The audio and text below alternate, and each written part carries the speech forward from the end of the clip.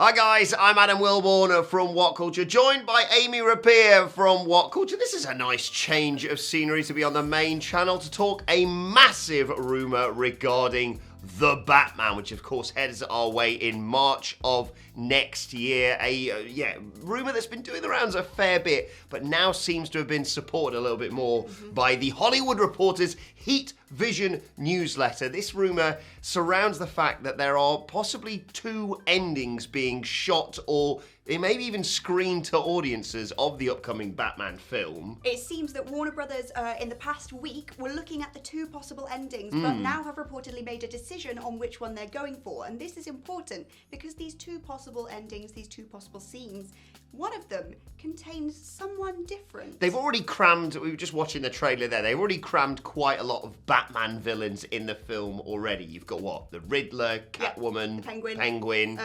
Carmine Falcone. And now you've got the possibility of the Joker being included in it as well. Irish actor Barry Keoghan, I believe I'm saying that right. We've checked. He of Dunkirk, The Killing of a Sacred Deer, Eternals, etc. Is apparently set to pop up in this other version, as Amy alluded to there, as the Joker. Now, the Hollywood Reporter is saying they've no knowledge as to where this rumour actually started, but they do seem to be adding more and more credence to it, particularly because Eric Keoghan, brother of Barry, apparently put a post on Facebook, which would seem to support this, that read, "So it's finally out, my brother's playing the Joker in the new Batman. Unreal stuff."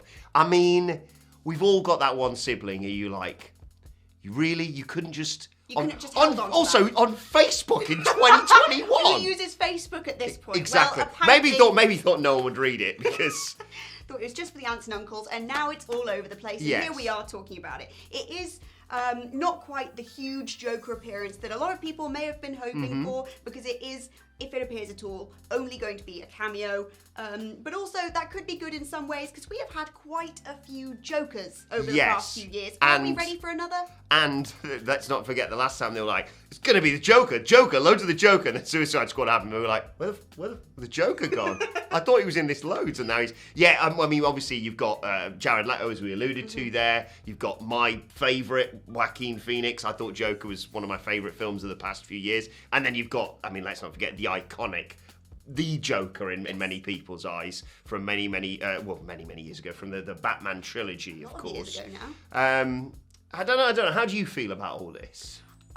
I don't want it to feel like they're cramming something in at the end. I don't want it to feel sort of like how they often do with little dropped hints that they put at the end of films now that lead or seed into a sequel. Because to me it feels cheap. It feels like you're literally saying to the audience, you're looking down the camera and saying, you will pay to see the next one. And you're right, we will. Yeah. But do you need to do it in that way? I feel like this is packed full of villains already. Yeah. And with the amount that we've seen the Joker over the past few years, I'm not sure if it's entirely necessary. And like I alluded to, the Heath Ledger thing of it was such an iconic role.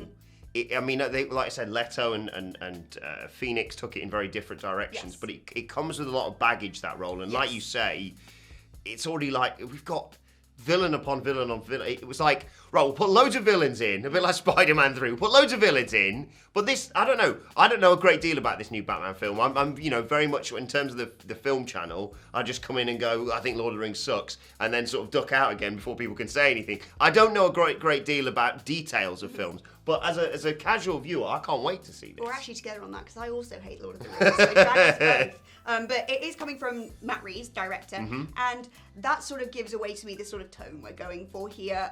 He's done quite a bit of more darkly toned stuff, like horror. We've got like 10 Cloverfield Lane. He was one responsible for that. You got the huge monsters, all that kind of thing. Yeah, he's quite an established director. And from the trailer and from his past, we can see where he's sort of taking it, but then it will just depend on how the actors and how he makes it his own. We've had Dark Batman before.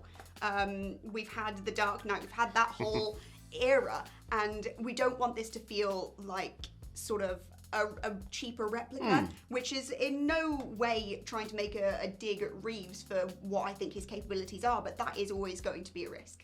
Yeah, absolutely. With Christian Bale, it's quite synonymous, the role now. We saw what happened when Affleck took a run at it. I think Robert Pattinson is going to be an intriguing Batman and his interactions with the villains that we've already seen in the trailer, as I said, already fascinating enough. Yeah, whether or not this is just going to be a final, few moments. See you in the next one, the Joker, or not. But like we said, there's sort of seemingly two possible endings. They're leaning one way. Presumably, this is sort of a test audience response to it all, perhaps. But yeah, intrigued to know your thoughts. Do let us know your thoughts in the comments section below. We'll follow up on this as we get any more details about it. Don't forget to like, share, and subscribe, of course. But for now, thanks for watching. She's been Amy, I've been Adam, and we will see you soon.